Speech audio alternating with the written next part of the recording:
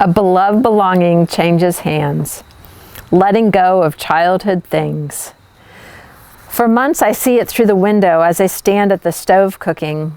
Lonely and ignored by our two teenagers, it sits there, gathering leaves and spider webs, a reminder of more carefree and playful days. This structure holds rich memories from what seems like a lifetime ago. I see the images and hear the sounds of my preschool-aged son and daughter asking to be pushed in the scooped yellow seats, singing Raffi's "Down by the bay where the watermelons grow," while struggling to pump their legs. I remember pulling the hose to the top of the bright yellow slide and creating a wet, cool, and slippery ride on a hot summer day. I know this large wooden play structure drains energy, takes up space in the yard, and looks and smells like clutter. Yet I sense that none of us is ready to let it go. My entire family is gripping tightly to this intersection of wood, metal, plastic, and canvas. Agitated no responses fly my way when I mention removing it from the yard. This play equipment holds a comforting and joyful connection to the past at a time when the future seems uncertain. The tension builds between the intuitive knowledge that it must go and the sentimental desire to keep it.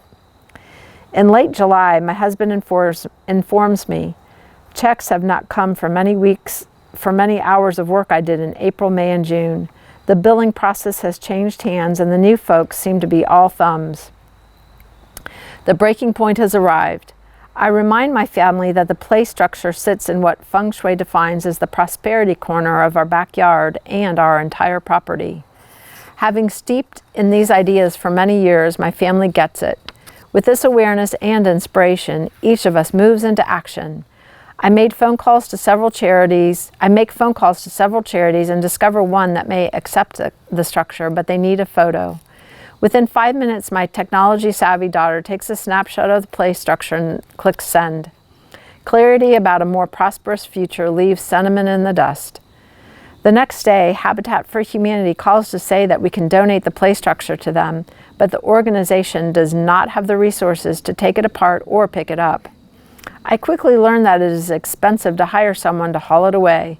This motivates my husband, who locates places where he can rent tools and a truck. Within days of my sending off the original email, my whole family has become united and enthusiastic to let go of the play structure. We're also excited that this beloved play equipment will have a new life with small children. My children wonder if the children will enjoy the slide and if they will invent games and adventures in the sandbox and from the platform. They hope the children will love this play structure as much as they had.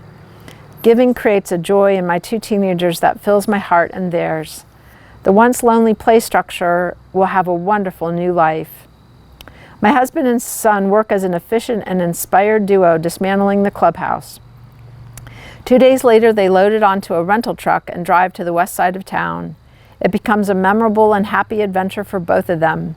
When they come home, my son excitedly shares, "While driving the truck, Dad yelled at this woman driver who was texting, 'Don't text and drive,' and she shouted back, 'Kiss my ass.' And then he saw a 1959 turquoise and white Chevrolet Bel Air, and Dad told me that's the exact car you and Dad drove to your wedding, Mom. And guess what else? We got the truck for free.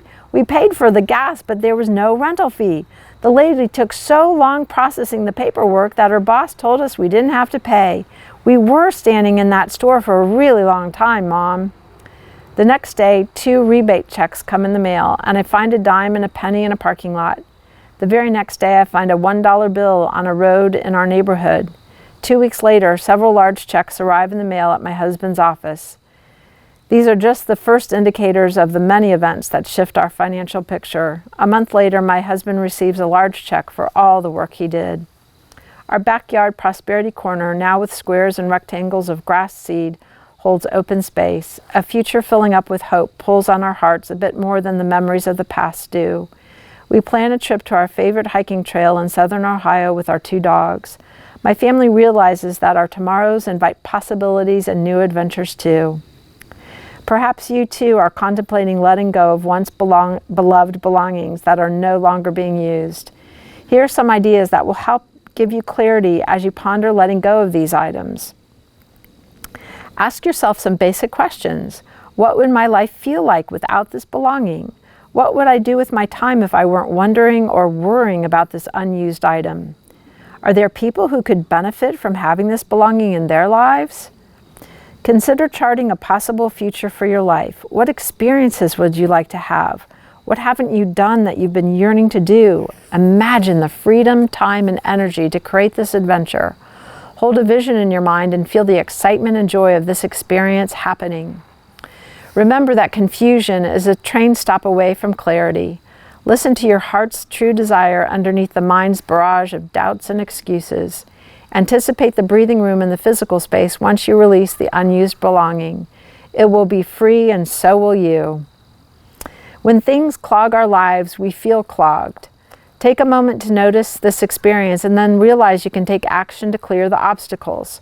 Trust that you have everything you need to take this action, and it's a choice to just let go of things you don't need.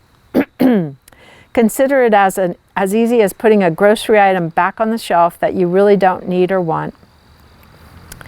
Contemplate the possibility that as clarity of purpose and meaning in your life emerges, and you shift your focus to this greater purpose and passion, it will become easy to let go gracefully. When we are fearful, we cling to things and people. Love, grace, and clarity often allow us to detach and say goodbye. Remember that your time is precious and how you spend your time matters. And I would say that the clearings have just continued in my life, and I've gotten really clear on what I value, and time spent with people that I love and treasure and meaningful, high-quality relationships I've discovered is something I value deeply in my heart, and the belongings have less weight and importance in my life. And may you sort that out for yourself, that balance point between your relationship with your belongings and your relationship with high-quality, beloved ones whose lives are a gift in yours.